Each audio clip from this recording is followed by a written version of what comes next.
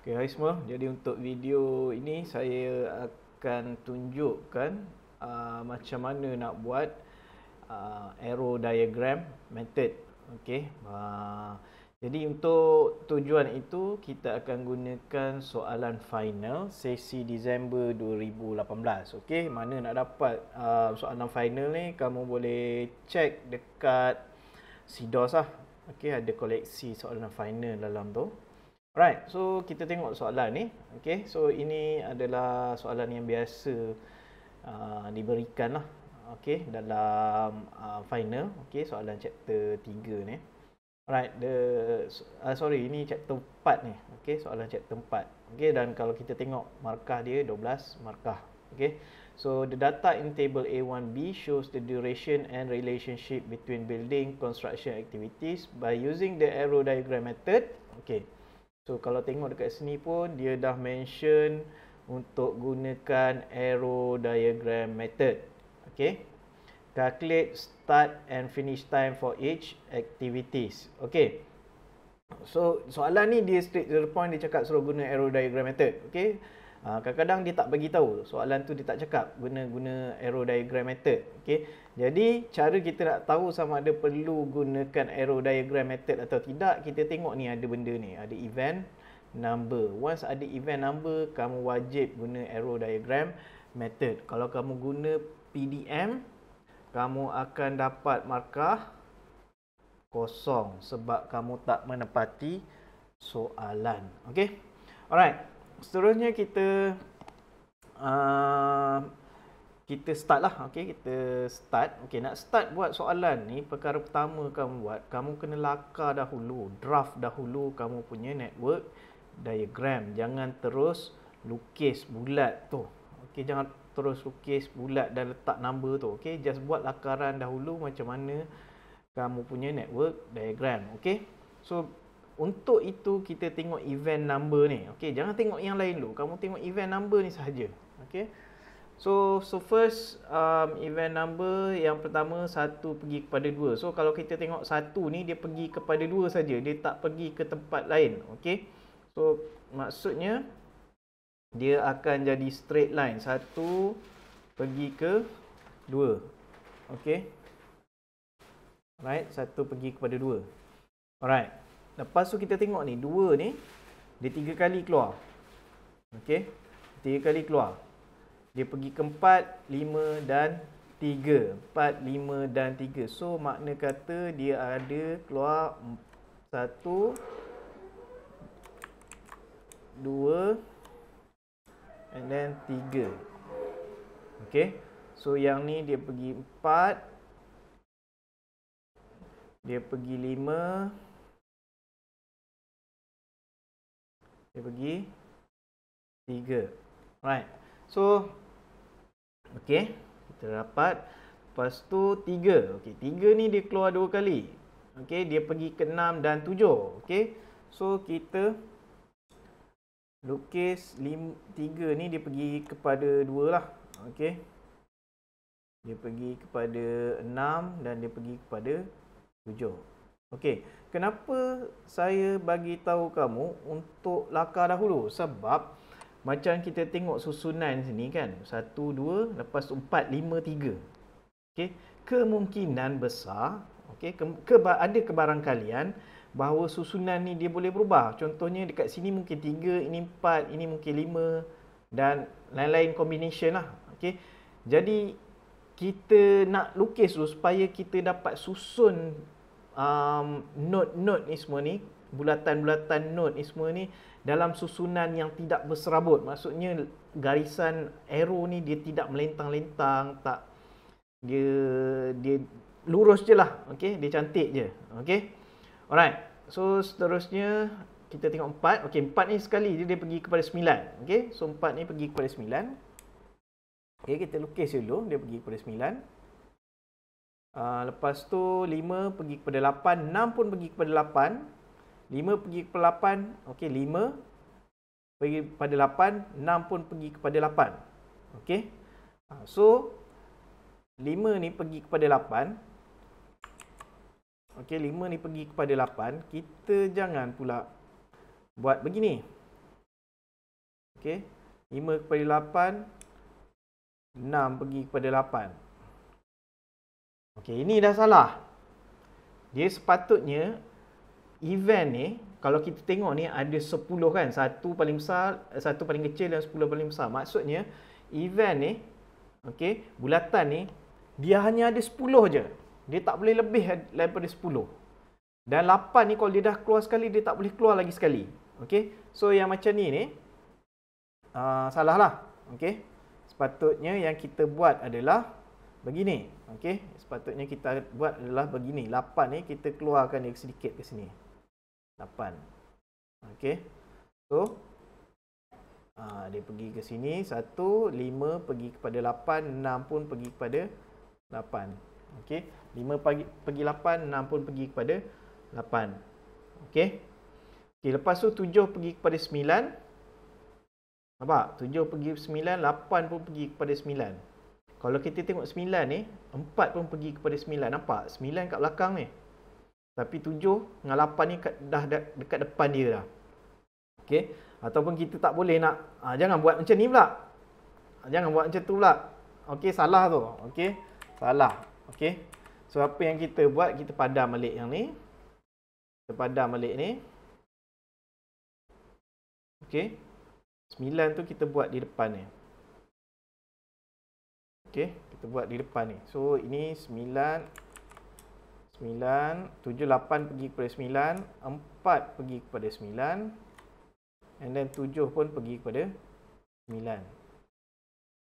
Okey, and then 9 pergi kepada 10. Okey, 9 pergi kepada 10. Okey. So, kita tengok semua. Betul. Okey. 1 pergi kepada 2, betul. 2 pergi kepada 4, 2 pergi kepada 5, 2 pergi kepada 3. Okey. 3 pergi kepada 6, 3 pergi kepada 7. Betul. 4 pergi kepada 9, 5 pergi kepada 8, 6 pun pergi kepada 8, 7 pergi kepada 9, 8 pergi kepada 9, dan 9 pergi kepada 10. Dan kita tengok kira ni 1, 2, 3, 4, 5, 6, 7, 8, 9, 10. Ada 10 sahaja apa nama ni? Ada 10 sahaja benda ni lah, apa event punya note ni. Okey, event punya note. Okey, note ni ada 10 saja. Alright. So, langkah seterusnya barulah kita buat yang betul punya lah. Okey, baru kita buat yang betulnya. Okey, so yang ni kita kecilkan sikit. Okey. So, kita susun lah. Okey, kita susun bulatan ni. Okey. 1 pergi kepada 2. Okey. Lepas tu 4, 5. Ini 3. Okey. Lepas tu 6. Lepas tu 7. Lepas tu 8. Lepas tu 9. Okey, lepas tu 10. Okey. Lepas tu barulah kita lukis arrow tu lah. Okey, kita lukis arrow tu. Okey. So yang ni arrow dia. Right. Ni arrow dia. Arrow. Okey. Yang ni pergi sini. 5 pergi kepada 8. 6 pergi kepada 8. 7 pergi kepada 9. 8 pergi kepada 9. 4 pun pergi kepada 9. Dan 9 pergi kepada 10. Okey. Okey, ni 3 pergi kepada 6. Sorry, 3 pergi kepada 7. Okey. Alright. Okey, kita tengok tu. Alright. Tengok tu. Okey. So, next. Yang ni adalah 1. Ini adalah 2. Ini adalah 4. Ini 5. Ini 3. Ini 6. Ini 7. Ini 8. Ini 9. Ini 10. Okey. Alright. Okey, next barulah kita okey, kita dah dapat kita punya ni network diagram ni. So langkah seterusnya adalah kita masukkan nilai kita masukkan nilai-nilai ni lah. Okey, kita masukkan nilai-nilai ni semua, iaitu dekat sinilah. Ini activity A 2. Okey, event number 1 2, activity A duration 2 2 4. Okey, 2 4 B 2 2 5 C 2. Lepas tu 2 3 adalah D duration 1. Mana lagi? 3 6 3 7. Okey, 3 6 adalah E duration 1. 3 7 F duration 5. Lepas tu 4 9 G. Okey, 4 9 G duration 3. Kemudian 5 8 H. Okey, 5 8 H duration 3. 6 8 I 6. 7 9 J 2. Dan 8 9 K 1. Dan 9 10 L 4. Okey.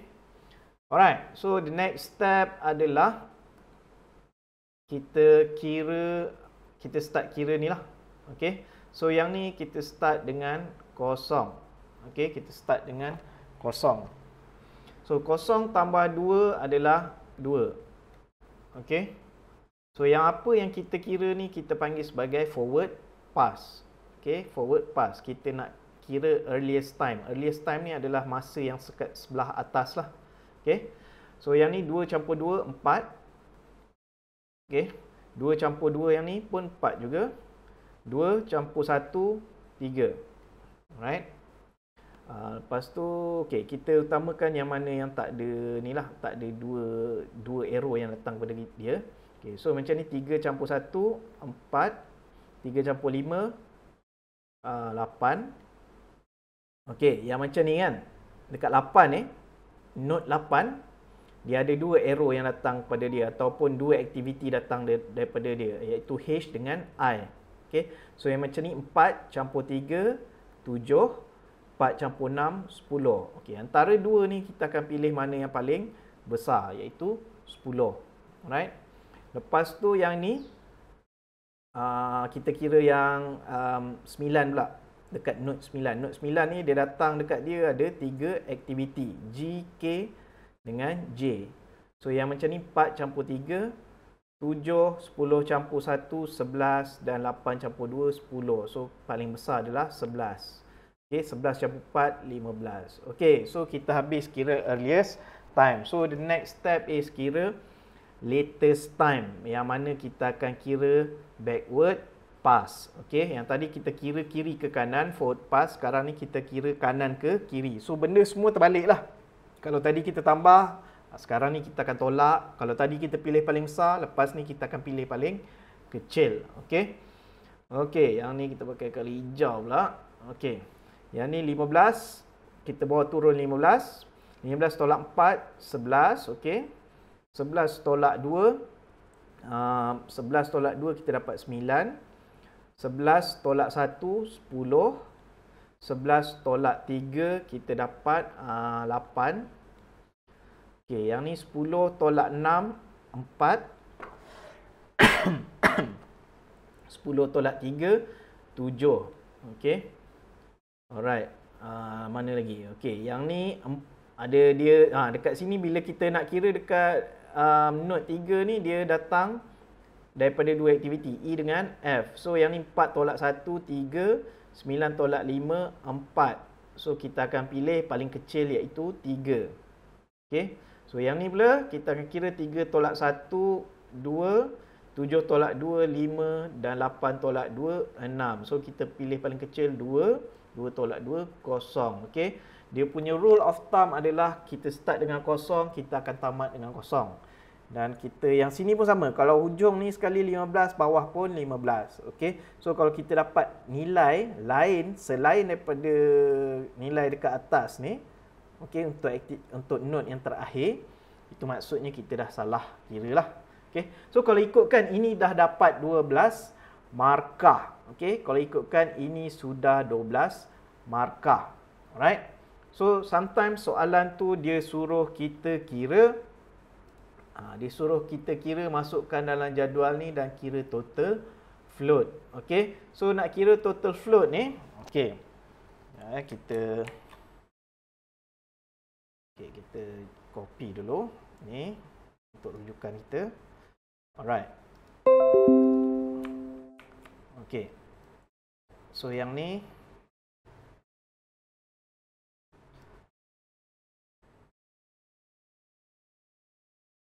okey. Okey, macam ni kita tengok dekat okey, ini satu row ni, satu baris ni adalah satu aktiviti. Okey, so aktiviti dia ada sampai L. So satu aktiviti ni kita untuk setiap aktiviti ni kita tengok aktiviti yang ini. Okey, kita tengok aktiviti yang ini. Okey, kita tengok aktiviti yang ini. Macam ni A kan. So kita tengok node sebelah kiri dan node sebelah kanan dia. Okey. Yang atas ni adalah early start. Okey, kalau kita tengok di sini, ini dia punya early time. Okey. Bawah ni late time. Okey, sebelah kiri ni start dan sebelah kanan ni adalah finish. So kalau kita tengok B pula, dia akan berubahlah. Yang ni akan jadi start, yang ni akan jadi finish. Tapi atas still early time, bawah still late time. Okey, so kita tengok dulu yang satu-satu. Activity A. Okey, activity A. Early start dia adalah kosong. Okey. Kosong, early finish dia adalah 2. Okey, kita tengok ini kosong, 2. Okey, lepas tu late start dia kosong. Dia punya late finish dia 2. Okey. 02, 02. Okey. So kita tengok B pula. B 24, 28. Okey. 24, 28. Alright. Kita tengok C. Okey.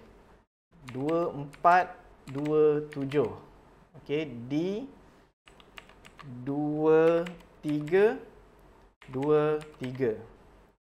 Alright, E, mana E? Okey, E sini 34, 34. Okey, 34, 34. Alright, F 38, 38, 39. G, okey, F, G, mana G? Okey, G 4, 11, 8, 11. 4, 11, 8, 11. H 4, 10, 7, 10. Okey, 4, 10, 7, 10. Alright. Lepas tu HI 4, 10, 4, 10. J 8, 11, 9, 11. Okey. K 10, 11.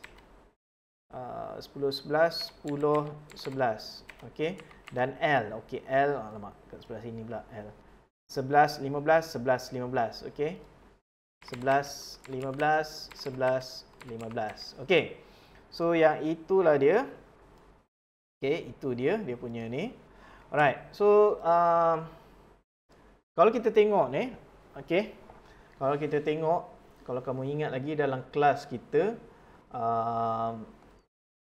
kita punya apa nama, kita ada apa critical activities. Yang mana critical activities ni adalah di mana early start, earliest time dengan latest time dia sama. Okey, dua-dua sama. So macam ni kan, contohnya A ni, starting early start dengan late start dia kosong. Lepas tu dia punya early finish dengan late finish dia 2. So samalah. Okey. Kalau macam B ni dia tak sama. kat sini sama dua-dua tapi kat sini 48. So tak sama. Okey. So yang ni kita B ni kita cakap tidak kritikal. So kalau macam A ni dia kritikal. Okey. Okey, lepas tu kita tengok selain daripada A tu dia adalah D. 22 33. Okey, lepas tu dia pergi ke E. Okey, 33 44. Lepas tu pergi ke I. Okey, 44 10 10. K dan seterusnya. Ni L. Okey. Seterusnya L lah. Okey, 11 11 15 15. Okey. So kalau kita tengok 1 2 3 4 5 6 aktiviti ni dia adalah aktiviti yang kritikal. So, okey, langkah seterusnya yang boleh kamu buat adalah kita tandakan dahulu aktiviti A ni, kita tandakan total float dia kosong. Okey. Yang mana yang kritikal ni, yang kita dah detect kritikal ni, kita tanda kosong. Sebab aktiviti yang kritikal adalah di mana aktiviti tu total float dia adalah kosong. Okey. Okey, A, D, E kosong. Lepas tu I kosong. K kosong dan L pun kosong. Okey. So yang ni confirm lah. So kalau kamu lupa pun dia punya formula ni, at least kamu dapat betul yang ini. Okey, yang kosong-kosong ni, yang kritikal ni dapat yang betul. Okey. So nak kira total float ni kita tengok ini sajalah. Okey. Late finish. Okey, late finish. Late finish tolak early start, tolak dengan duration. Okey. So maksudnya late finish tolak early start, tolak duration. Okey. So kalau mana yang critical tadi dia akan dapat kosong lah. Okey, dia akan dapat kosong. Okey. Nampak? Kosong. Okey. Yang lain-lain ni ada nilai ni 4 3 3. Ini menunjukkan dia punya lag dia. Okey. Jadi yang ini selalunya soalan dia akan tanya sampai sinilah. So markah tu dikira daripada EF ni sampai TF ni. Okey, dia kira yang tu dan dia combine dengan markah dekat sebelah ni. Okey. Jadi itu saja untuk arrow diagram method. Harap kamu semua dapat buat benda ni sebab 90% saya yakin, 95% saya yakin soalan ni akan keluar. Dan yang akan berbeza adalah dia mungkin variation dia lah. Okey, variation dia. Okey. Tapi dia punya prinsip dia lebih kurang sama macam ni lah nak buat dia. Okey, jadi itu saja untuk video panduan kali ini. Semoga berjaya semua untuk final esok. Sekian, terima kasih. Bye bye.